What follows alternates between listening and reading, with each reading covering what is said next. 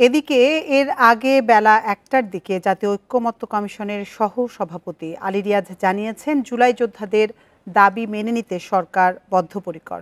বিজলি কেবলসের skin coated insulation আগুন প্রতিরোধী। বিজলি cables, নিরাপদ আজীবন। জুলাই সনদের ৫ নম্বর দফা জরুরি ভিত্তিতে সংশোধন করা হয়েছে বলেও জানান তিনি।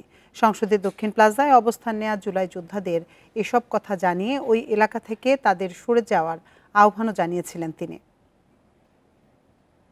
রাজনৈতিক দলগুলো স্বাক্ষর করবেন, আমরা সরকারকে বলবো এটা বাস্তবায়ন করতে অবিলম্বে যেন সেটা করা হয়, সেই রকম ব্যবস্থার জন্য আমরা বলবো। সেই কারণেই আবারও আপনাদের কাছে আমাদের অনুরোধ,